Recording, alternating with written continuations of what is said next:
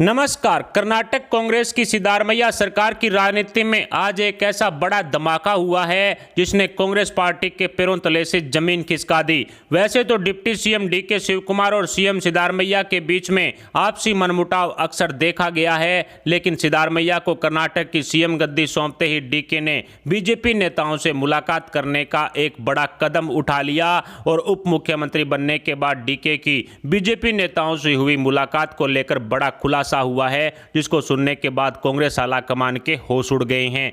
दरअसल डीके शिवकुमार और सिद्धारमैया के अलावा कर्नाटक कांग्रेस के नेता जी परमेश्वर और एमबी पाटिल गुट ने सिद्धारमैया को सीएम गद्दी और डीके शिवकुमार को डिप्टी सीएम की गद्दी सौंपने पर ऐतराज जताया था। इतना ही नहीं, कर्नाटक में सिर्फ एक उप मुख्यमंत्री रखने को लेकर भी जी परमेश्वर और एमबी पाटिल ने कांग्रेस आलाकमान से नाराजगी जताई थी। लेकिन अब एमबी पाटिल की तरफ से एक ऐसा बयान दिया गया है जिसने कर्नाटक कांग्रेस में हड़कंप मचाकर रख दिया है। एमबी पाटिल ने साफ शब्दों में कहा कि सिद्धारमैया को कांग्रेस आलाकमान ने पूरे 5 साल के लिए मुख्यमंत्री की गद्दी सौंपी है। कर्नाटक में कोई 2.5 साल वाला फार्मूला नहीं चलेगा और 2.5 साल बाद डीके शिवकुमार को सीएम गद्दी पर बैठाने की जो चर्चाएं तेज थी, उस पर कांग्रेस नेता एमबी पाटिल ने पूर्ण विराम लगा दिया।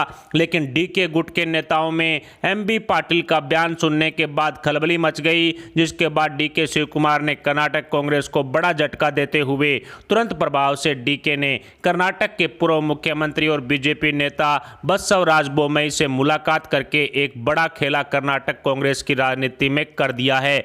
बीजेपी नेता बसवराज बोम्मई के साथ साथ बीजेपी के वरिष्ठ लीडर एसएम कृष्णन से भी डीके की लंबी मुलाकात हुई। कर्नाटक की नई नवेली सिद्धारमैया सरकार के विधानसभा सत्र शुरू होने से ठीक पूर्व डिप्टी सीएम डीके द्वारा बीजेपी नेताओं से मुलाकात करना किस ओर इशारा कर रहा है, ये आप लोग बखूबी समझ गए होंगे, क्योंकि डीके और सिद्धारमैया की आपसी तनातनी किसी से छुपी हुई नहीं है, जो अब रुद्र रूप धारण करने की ओर कदम बढ़ा चुकी है। अब कर्नाटक कांग्रेस में आगे क्या होगा, ये बड़ा सवाल प्रदेश के साथ साथ पूरे हिंदुस्तान की राजनीति में उठ खड़ा हुआ है, जिसने कांग्रेसी नेताओं के होश उड़ा दिए हैं।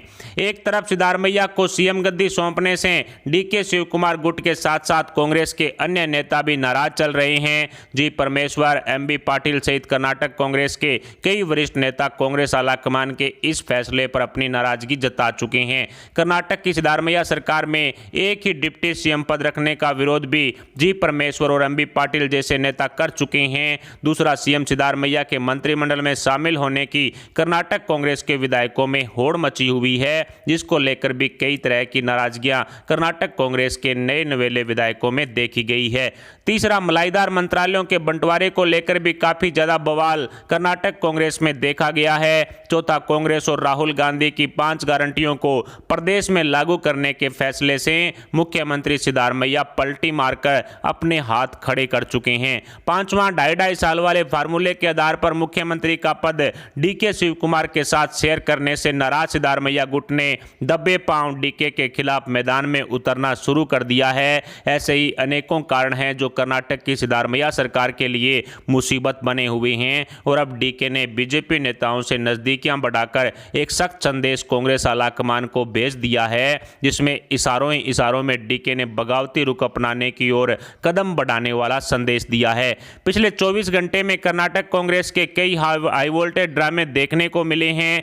एक तरफ डीके बीजेपी नेताओं से मुलाकात कर कांग्रेस पार्टी में हड़कंप मचा रही हैं, तो दूसरी तरफ कांग्रेस के नेता विधानसभा में गोमूत्र और गंगा जल से शुद्धिकरण करने का ढोंग रच रहे हैं। अब कर्नाटक में कांग्रेस ने बीजेपी से चुराए हुए कदमों पर चलने का हाई वोल्टेज ड्रामा किया, जिसमें बजरंग दल पर प्रतिबंध लगाने का ऐलान करने के बावजूद कर्नाटक विधानसभा में हनुमान चालीसा पढ़ने और हवन करने का काम भी कांग्रेस के नेताओं ने किया।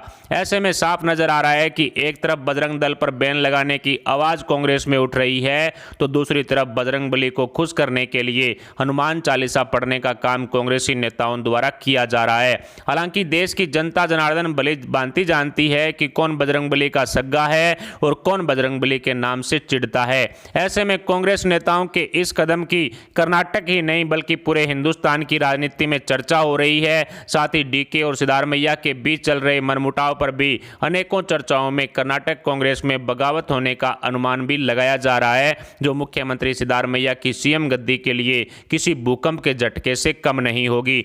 ऐसे में अब कर्नाटक कांग्रेस का भविष्य किस ओर जाएगा ये कहना काफी मुश्किल है, क्योंकि 2.5 साल वाले फार्मूले के आधार पर ही राजस्थान, मध्य प्रदेश, छत्तीसगढ़, पंजाब, हिमाचल प्रदेश राज्यों में कांग्रेसी नेताओं का आपसी कलह जग जाहिर है, जिसमें इस फार्मूले के आधार पर 2.5 साल के बाद कांग्रेस आलाकमान द्वारा सीएम गद्दी पर बैठाने का दावा करने वाले नेता ने सरकार बनते ही समय से पूर्व मात्र 6 महीनों में कांग्रेस पार्टी के खिलाफ बगावत कर कांग्रेस को इन सभी राज्यों में अर्श से फर्श पर ला पटका है।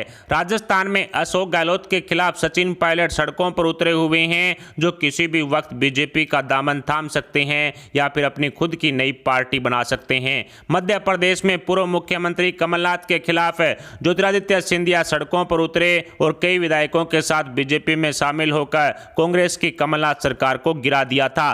पंजाब में पूर्व मुख्यमंत्री कैप्टन अमरिंदर सिंह के खिलाफ नवजोत सिंह सिद्धू सड़कों पर उतरे और पूर्व मुख्यमंत्री कैप्टन ने कांग्रेस छोड़कर अपनी खुद की नई पार्टी बना ली। छत्तीसगढ़ में मुख्यमंत्री भूपेश बघेल के खिलाफ टीएस सिंहदेव सड़कों पर उतरे हुए हैं, जो छत्तीसगढ़ में कांग्रेस का बट्टा बिठा देंगे। हिमाचल प्रदेश में मुख्यमंत्री सुखविंदर सिंह सुक्खू के खिलाफ रानी प्रतिभा सिंह सड़कों पर उतरी हुई है, जो हिमाचल में कांग्रेस का खात्मा करके ही मानेगी। ऐसे ही अनेकों मामले कांग्रेस में देखे गए हैं, जिनमें 2.5 साल वाला फार्मूला अपनाने के बाद कांग्रेस को उन राज्यों में संभाला नहीं जा सका, यानी कि अभी तक एक भी नेता ने 2.5 साल वाले फार्मूले पर दूसरी पारी नहीं खेली है। 2.5 साल बाद जिसको मुख्यमंत्री बनना है, वो एक भी कांग्रेस का नेता इन 5 राज्यों में सीएम गद्दी पर नहीं बैठा है, बल्कि वो कांग्रेस पार्टी के खिलाफ सड़कों पर ही उतरा है, क्योंकि पहली पारी में मुख्यमंत्री बनने वाले नेता ने दूसरी पारी वाले नेता को इतना जलील किया है कि वो नेता कांग्रेस पार्टी के खिलाफ सड़कों पर उतरने के लिए मजबूर हो गया और राजस्थान में सचिन पायलट, मध्य प्रदेश में सिंधिया जी, छत्तीसगढ़ में टीएस सिंहदेव, पंजाब में कैप्टन अमरिंदर सिंह, हिमाचल में रानी प्रतिभा सिंह इसके ठोस उदाहरण हैं, जिनके कारनामे जग जाहिर है। इसी तरह अब कर्नाटक कांग्रेस भी बढ़ चुकी है, जिसके मेन खिलाड़ी डीके शिव कुमार होंगे और बेंगलुरु में बीजेपी नेताओं से मुलाकात कर डीके शिव कुमार ने कर्नाटक कांग्रेस में बगावत का उद्घाटन कर दिया है। 2.5 साल वाले फार्मूले को कांग्रेस आलाकमान द्वारा लागू करने के बाद दूसरी पारी वाला नेता कांग्रेस पार्टी में नहीं टिका है और सीएम गद्दी का दावेदार होने की वजह से दूसरी पारी वाले नेता के साथ जनता जनार्दन भी काफी ज्यादा जुड़ी हुई होती है। ऐसे में दूसरी पारी वाले कांग्रेसी नेता के पार्टी छोड़ने से कांग्रेस पार्टी को बहुत बड़ा नुकसान उठाना पड़ता है। मैं ये सब हवाई बातें नहीं कर रहा हूं, क्योंकि राजस्थान, मध्य प्रदेश, छत्तीसगढ़, पंजाब, हिमाचल प्रदेश राज्यों में जो कांग्रेस पार्टी का ग्राफ गिरा है, उसी के आधार पर आपको बता रहा हूं। उदाहरण के तौर पर मध्य प्रदेश में सिंधिया जी के बीजेपी में शामिल होने से लगभग 3 दर्जन विधानसभा सीटों पर उपचुनाव हुए थे और सभी सीटों पर बीजेपी ने जीत दर्ज की। उसका मुख्य कारण यही था कि सिंधिया जी के साथ जनता जनार्दन का समर्थन था, ना कि कांग्रेस पार्टी के साथ जनता जुड़ी हुई थी, जिसके कारण मध्य प्रदेश के उपचुनाव में कांग्रेस को करारी हार का सामना करना पड़ा। हालांकि इन सभी सीटों पर कांग्रेस के उम्मीदवारों ने उस वक्त के उपचुनाव से ठीक 1 वर्ष पहले 2018 के विधानसभा चुनाव में ही जीत दर्ज की थी, लेकिन उसके बावजूद भी कांग्रेस को इन सीटों पर हार का सामना करना पड़ा था। उसके बाद पंजाब में कैप्टन अमरिंदर सिंह ने कांग्रेस पार्टी को छोड़ा तो पंजाब विधानसभा चुनाव 2022 में कई सीटों पर कांग्रेस के उम्मीदवारों की जमानत जब्त तक हो गई थी। अब यही हाल राजस्थान में भी देखने को मिल रहा है। सचिन पायलट की पदयात्रा में पायलट को समर्थन करने वाले लोगों की भरमार है और पायलट मौजूदा मुख्यमंत्री अशोक गहलोत एवं कांग्रेस पार्टी के खिलाफ बोलने में जरा भी गुरेज नहीं करते हैं। ऐसे में पायलट की जनसभाओं में जुटी भीड़ कांग्रेस की नहीं बल्कि सचिन पायलट के समर्थकों की रहती है। यही सब छत्तीसगढ़ में टीएस सिंहदेव के साथ जनता जनार्दन का समर्थन रहता है, तो हिमाचल प्रदेश में भी रानी प्रतिभा सिंह के समर्थकों की भरमार है, जो कांग्रेस पार्टी की नहीं बल्कि रानी प्रतिभा सिंह के समर्थक होते हैं। कर्नाटक में भी डीके शिव कुमार के समर्थकों की कमी नहीं है और इसकी एक झलक विधानसभा चुनाव जीतने के बाद देखी जा चुकी है। ऐसे में साफ नजर आ रहा है कि कांग्रेस पार्टी के नेताओं से जनता जनार्दन जुड़ी होती है, ना कि कांग्रेस पार्टी से, जिससे साफ दिखाई पड़ रहा है कि कांग्रेस केडर बेस पार्टी है। इसलिए कांग्रेस के बड़े नेताओं द्वारा बगावत होने से कांग्रेस पार्टी को बहुत बड़ा नुकसान उठाना पड़ता है और अब इसी क्रम में कर्नाटक कांग्रेस का नंबर लगता हुआ साफ साफ दिखाई पड़ रहा है, क्योंकि 4-5 राज्यों में जो 2.5 साल वाला फार्मूला कांग्रेस आलाकमान द्वारा अपनाया गया था वो पूरी तरह से सुपर डुपर फ्लॉप रहा है और सभी 4-5 राज्यों के अंदर कांग्रेस में बगावत हुई। ना ही तो सिंधिया जी सीएम गद्दी पर बैठे 2.5 साल वाले पीरियड में, और ना ही सचिन पायलट बैठे, और ना ही जो कैप्टन अमरिंदर सिंह और नवजोत सिंह सिद्धू के बीच में ऐसा कुछ हुआ, और ना ही भूपेश बघेल और टीएस सिंहदेव के बीच में कुछ ऐसा हुआ। और अब जो हिमाचल प्रदेश में भी नई नवेली सरकार है जिसमें सुखविंदर सिंह सुक्खू और रानी प्रतिभा सिंह के बीच में आए दिन जो मनमुटाव देखने को मिलता है, और सीएम गद्दी पर बैठने के लिए जो हिमाचल में भी बहुत बड़ा जो बवाल है वो कांग्रेस में देखा गया था। और अब इसी क्रम में कर्नाटक कांग्रेस बढ़ चुका है।